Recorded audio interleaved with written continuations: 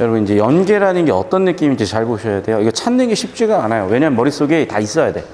지문이 머릿속에 다 담겨 있어야 이제 딱 봤을 때 이거 어디서 나왔던 건데 보일 거 아니에요. 일단 보시면 알겠지만 2014학년도 예비 시행이고요. 스마트폰 위치 추정 기술에 대한 건데 이게 예비 시행이다 보니까 학생들 이미 이제 안 남아 있어요. 근데 평가원에서는 당연히 중요하게 다뤘고 보면은 똑같이 스마트폰 위치 추정 기술이 2020학년도에 연계 출제되는 느낌 보이시죠? 이거라는 거야. 그래서 일단 첫 번째는 연계 느낌을 잡으셔야 되고 두 번째는 이게 한 10년 전 수능이잖아요. 10년 전 느낌하고 요즘 느낌 어떻게 다른지도 비교 포인트가 있어요. 그래서 여러분이 오늘 수업에 좀 포인트 두 가지를 크게 잡자면은 기출 연계라는 게 어떤 느낌을 갖는지, 두 번째는 2010년대에 출제됐었던 지문들하고 2020년대 출제된 지문들이 어떤 느낌 차이가 있는지, 세 번째, 우리가 지금 배우는 이 정보 처리라는 기능이, 능력이 어떻게 작동할 수 있는지에 초점을 두고 같이 볼 겁니다. 자, 1단락부터 같이 볼게요. 항상 주제 세팅 단락이라 그랬고, 이거 교재 01권에 22페이지 지금 펴셔서 파란색 펜으로 따라오시면 됩니다. 항상 1단락은 주제 세팅 단락이라고 말씀을 드렸어요. 자, 그러면 주제는 항상 반복되고 뒷받침되고 강조된다고 말씀을 드렸잖아요. 그러면 스마트폰, GPS를 주로 이용해 찾아낸다. 그러나 역접. 그럼 봐봐. 일단 실내라고 나와 있으니까 아마도 실외에는 GPS를 쓸 건데 실내 같은 경우 GPS를 쓰기 어렵잖아요. 해결 방법이 있어야 되겠죠. 인적 기지국을 활용하는 방법이 있겠네. 벌써 구조적으로 뒷받침되고 있으니까 스마트폰 어떻게 찾아내는지가 그래 주제로 바로 세팅이 됐고요. 일단 첫 번째로 GPS 같은 걸 쓰려고 했으나 벌써 안 되고 기지국을 이용하는데 기지국을 어떻게 이용하는지 안 나와 있으니까 그 내용 원리를 구체적으로 살펴봐야 되겠구나 생각을 해야 되겠죠. 그래서 세 번째 줄에 그 원리가 나왔습니다. 어떤 기지국에서 스마트폰에 신호가 수신되면, 자, 쓰이는 커우즈죠. 그 스마트폰은 기지국 중심으로 하고 수신 가는 거리를 반쯤으로 하는 원형 지역 내에 있다고 볼 수 있고, 그렇게 추정 범위를 정할 수 있다. 이펙트, 결과. 결국 이거죠. 무슨 얘기냐면 지금 기지국에서 전파를 쏠 거란 말이야. 그러면 전파가 수신될 수 있는 거리가 반지름 R이라고 하면 이 R만큼의 거리를 반지름으로 하는 이 원 안에 있겠죠, 당연히. 됐죠? 그림 이해를 하면 되게 쉬워진다는 거예요. 그림이 그냥 있는 게 아닙니다. 그래서 이 그림을, 이 원을 추정 범위라고 하는 거고, 사실 1단락 그림은 없어서 1단락에 제가 바로 그림으로 이해해 볼 거예요. 그림으로 이해해 보면 이거죠. 기지국이 있으면 기지국에서 신호를 수신할 수 있는 거리를 R이라고 했을 때 이 R만큼에 해당하는 원, 이 반경 안에 속하는 이만큼이 뭐라고요? 글의 주제인, 1단락 주제인 추정 범위라고요. 1단락 주제 세팅을 하면 스마트폰 위치 추정 어떻게 할 것이다? 기지국에 신호를 주고받을 수 있는 범위 안에 있을 거다. 한 기지국에 수신 가는 거리는 일반적으로 수백 미터에 수킬로. 잠깐만. 아니 그럼 핸드폰 잃어버렸다고 생각을 해요. 핸드폰 잃어버렸어요. 어떻게 찾을 거냐고. 기지국 뭐 수신되는 신호를 찾을 거야. 아니 수백 킬로, 수킬로 어마어마하게 넓은데 어떻게 찾을 거냐고. 현실적인 방법이 아니잖아. 그래서 그런데 해법을 주겠죠. 두 기지국에서 한 스마트폰의 전파가 수신됐어. 자, 그림 2에 해당하는 거예요. 그럼 그 스마트폰은 그림 1의 음영 영역, 여기 빗금친 영역을 얘기하는 거야. 이 안에 있을 거라는 거죠. 왜? A 기지국에서도 신호를 주고받아야 되고 B 기지국에서도 신호를 주고받으려면 이 교집합 범위에 있어야 신호를 주고받겠죠. 무슨 얘기인지 알겠지? 자, 무슨 얘기냐면 첫 번째, 스마트폰 여기 써봐. B 기지국 신호 못 받잖아. 여기 써봐. A 기지국 신호 못 받잖아. A와 B의 신호를 동시에 받고 있다는 거는 이 녹색 범위 안에 있어야 동시에 받겠잖아요. 이해됐습니까? 그러면 아까 원이었을 때보다 얘는 훅 줄죠. 이렇게 교집합으로 훅 줄죠. 만약에 여러분 이 교집합의 범위가 이렇게 거의 였다면은 진짜 여기만 얍실하게 찾아가면 되니까 훨씬 쉽게 찾을 수가 있을 거야. 됐죠? 그래서 2단락 주제는 역시 그림이었고요. 글의 주제는 여전히 스마트폰 위치를 어떻게 추정할 것이는가요? 자, 그래서 두 기지국의 스마트폰 위치가, 스마트폰 전파가 수신이 되면 이렇게 음영 영역을, 중첩되는 영역을 추정 범위라고 할 수가 있다. 따라서 하나 기지국을 사용할 때보다는 훨씬 더 줄어들어서 더 효율적으로 찾을 수가 있겠죠. 자, 그리고 더 읽어볼게요. 그림 1 아래. 실제 통신사에서는 통화가 끊어지는 현상이 있으면 안 되잖아. 그래서 그 현상을 해결하기 위해서 중첩되게 한다는 거예요. 자, 무슨 얘기냐? 내가 뭐 예를 들면 기차를 타고 가는데 기차가 이렇게 가면 이 지역에서는 통화가 안 될 거 아니에요? 근데 내가 만약에 이렇게 간다고 하면은 A 기지국의 신호를 받다가 어느 순간부터 B 기지국 신호를 받으면 무리 없이 통화가 이어지겠잖아. 그러니까 중첩되게 해줘야 통화가 끊기지 않고 계속 이어질 거 아닙니까? 그 얘기를 하는 거구나. 자, 그럼 해결 방법이 있나? 아니라는 거예요. 현실적으로 기지국 수를 무한대로 늘릴 수도 없어. 또 기지국 배치에 따라서 중첩 영역도 달라져. 그래서 기지국 수를 늘리기에도 문제가 있고 배치 형태에도 문제가 있어. 그래서 여전히 한계가 있다는 거예요. 그럼 3단락에서는 해결 방법이 있겠죠. 그러면 그 해결 방법은 뭐냐? 중요한 원리가 하나 나옵니다. 전파 세기와 거리와의 관계요. 당연하겠죠. 세기가 세면 셀수록 거리가 가깝기 때문에 세게 받은 거겠지. 여러분, 제가 여러분 가까이에 있으면 목소리가 되게 크게 들릴 거고요. 봐봐, 마이크를 내가 여기다 댈 때 말할 때랑 여기다 대고 말할 때랑 다를 거라고. 지금 이 마이크로 듣는 친구들은, 우리 친구들 역시 마찬가지. 자, 당연히 그러면 전파 세기가 어느 정도냐에 따라서 거리 관계를 계산할 수 있다면 당연히 정확하게 파악할 수 있겠죠. 이런 물리화학에서는 이상적인 상황을 뭐 이상기체 방정식처럼 전제를 해야 훨씬 더 핵심이 되는 인과관계와 요소들을 잡을 수 있기 때문에 이렇게 이상적 상황을 전제하는 거고요. 전파의 세기는 송신기와 수신기 간의 제곱에 반비례한다. 되게 디테일한 공식이 나왔어. 이게 좀 약간 제 입장에서 흥미로웠던 거고 여러분 별로 흥미로웠지 않을 수 있는데 이런 거예요. 2014학년도 같은 경우는 되게 오히려 깊이 있게 냈어요. 그래서 여기를 보면 알겠지만 전파의 세기를 W라고 한번 해볼게요. 송신기, 수신기 간의 거리 제곱 분의 1의 비례 이렇게 해주면 이 식을 이렇게 써준 거거든. 그런데 2020학년도 출제되는 거 보면은 이런 거는 전혀 필요가 없어요, 사실은. 그러니까 여러분 다시 한번 얘기하지만 이렇게 수식을 쓰라고 요구하는 유형이 있다면 그때 그렇게 하시고 굳이 수식은 이해 못해도 상관없습니다. 어쨌든 계속 볼게요. 중요한 건 뭐냐? 전파의 세기는 뭐라고? 반비례한대요. 거리 간 제곱에. 됐죠? 수신된 전파의 세기를 그러면 결국에는 반비례니까 세기가 세지면 세질수록 거리 제곱은 작아지겠죠. 반대로 거리 제곱이 커지면 커질수록 전파 세기는 약해지겠죠. 수신된 전파의 세기를 알면 즉 정리하면 뭐예요? 세기를 내면 거리를 알 수 있다. 자, 봐봐. 3단락에서 무슨 내용인지 모르겠어. 핵심되는 단어만 잡아. 세기와 거리의 관계를 알 수 있다. 세기와 거리의 관계를 알 수 있다. 오케이. 그러나 역시 환경에 따라서 일정하지 않은 문제가 있구나. 그래서 쉽지가 않다. 그래 놓고 그래서 해결 방법이 뭔데? 환경에 같다고 전제해버린 거예요. 이상적 상황을 똑같이 여기서 전제한 거야. 좀 이런 거를 그래서 여러분 잘 봐두셔야 돼요. 과학기술 지문에서 모든 요소를 다 파악해버리면 끝이 없어. 논문한 거냐. 한 페이지 고3 수능 수준 문제이기 때문에 이렇게 이상적 상황, 전파 환경이 같다 이렇게 전제하는 겁니다.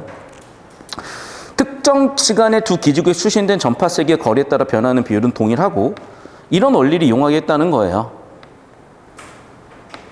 그래서 그 전파 세기에 따라 거리가 변하는 그 비율을 바탕으로 거리를 알아낼 수 있대요. 그래서 추정 범위를 더 좁힐 수도 있다는 거야. 5단락 이해가 안 될까 봐 지금 4단락에 나와 있는 원리를 그림으로 설명해 준 거죠.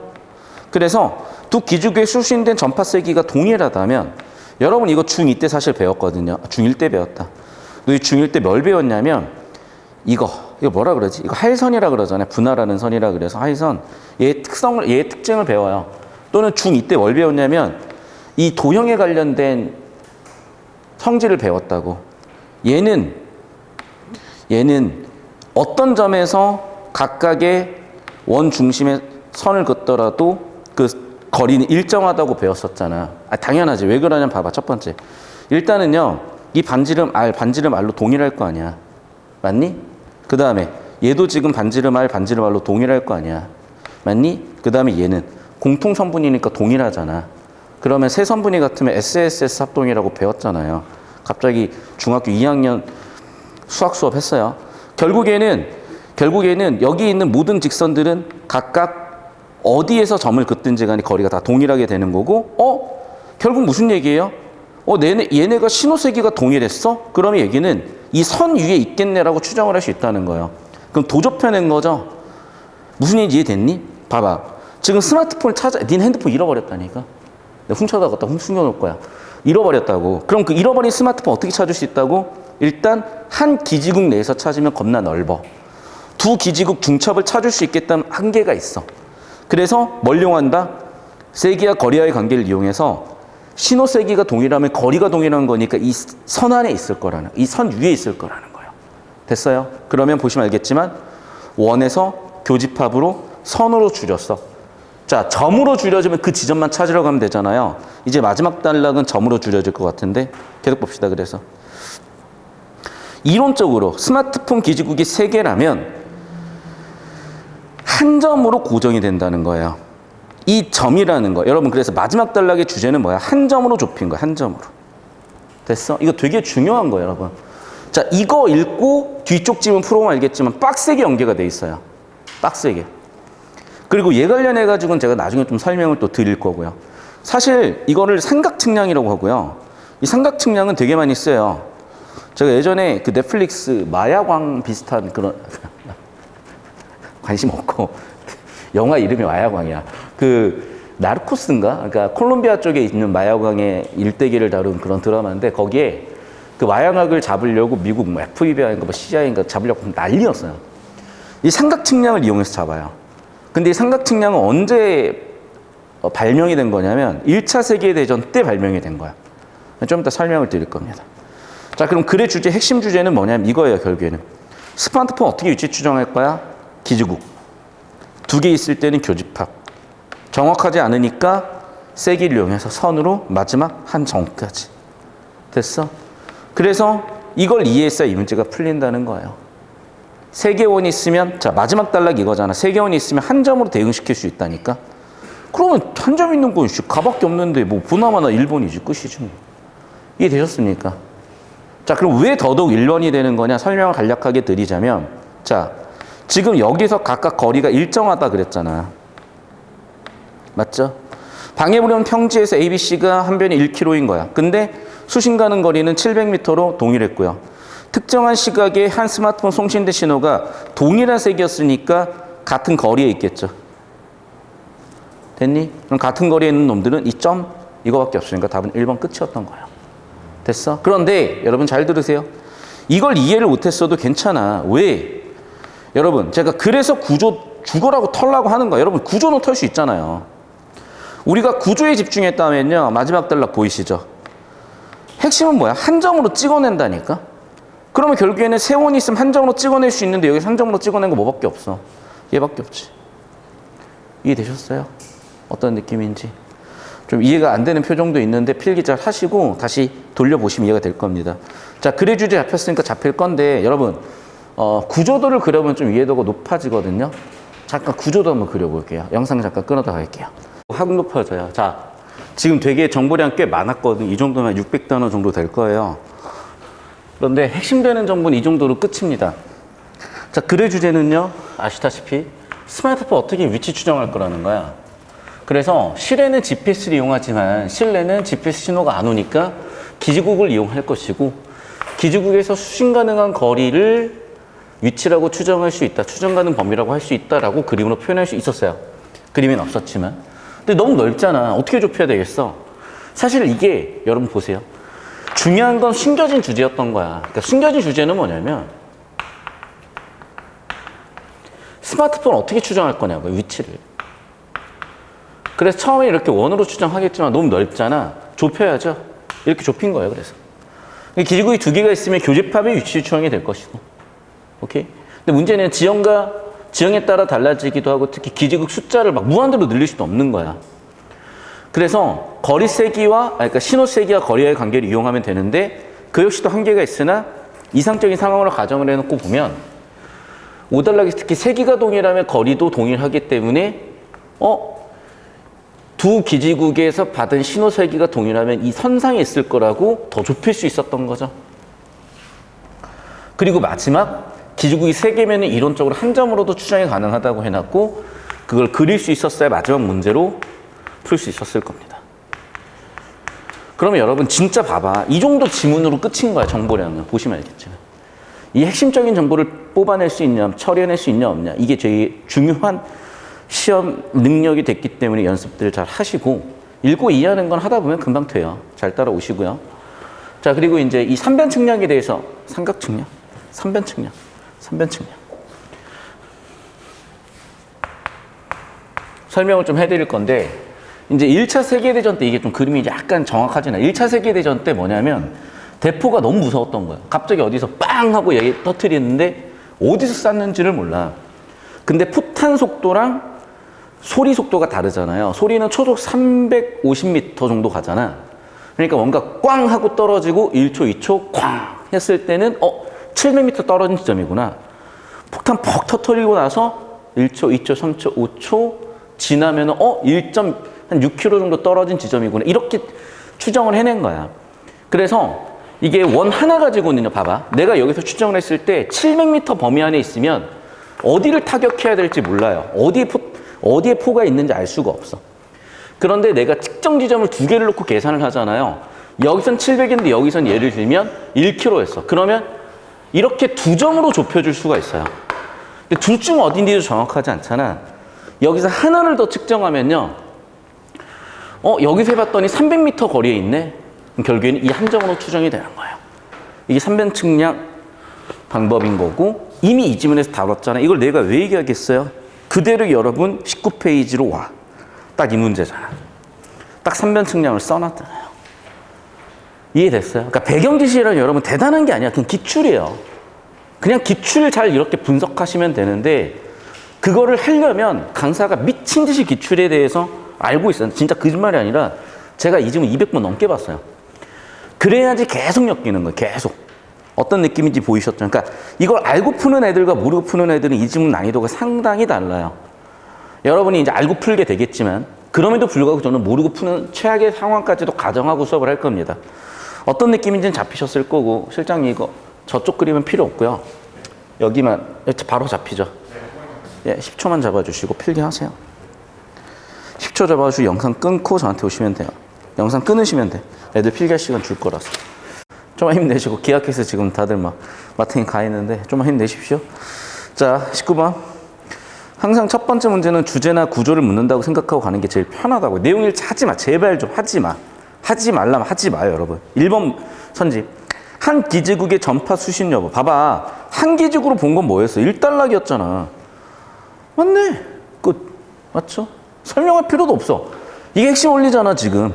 아니, 그래 주제 뭐야? 스마트폰 위치 추정 범위. 어떻게 추정할 거라고요?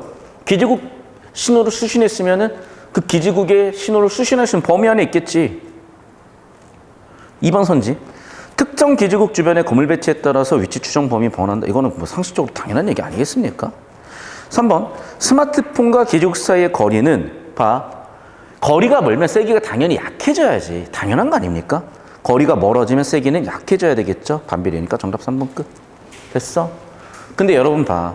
이 3번 선지를 그냥 낸 게 아니에요. 이게 앞으로도 여러분 보시면 알겠지만 지금 이게 가장 핵심 원리입니다. 이게 정말 핵심 원리예요. 이게 정말 핵심 원리라고 얘기 드렸어요. 계속 봅시다. 20번.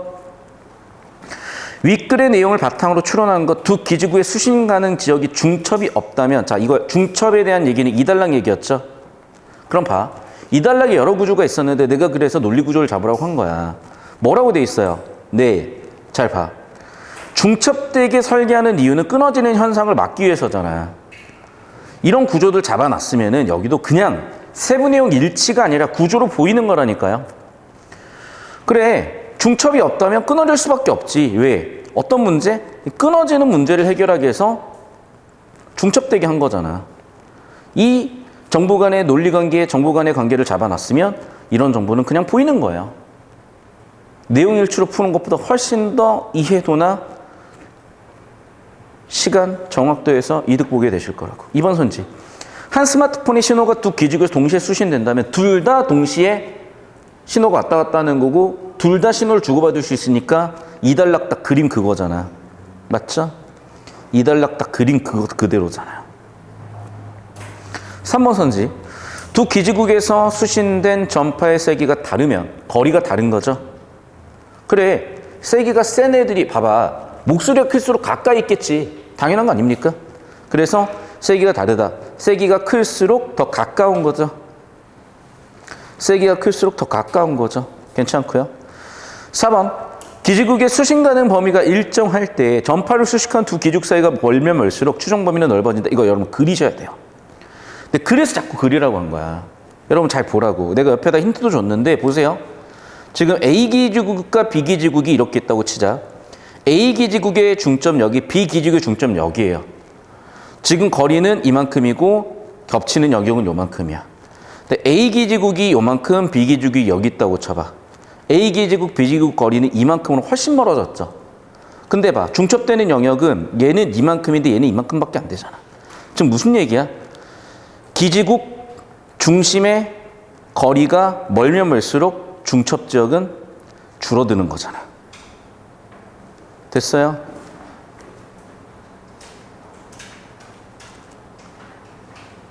정답은 4번이죠, 그러니까.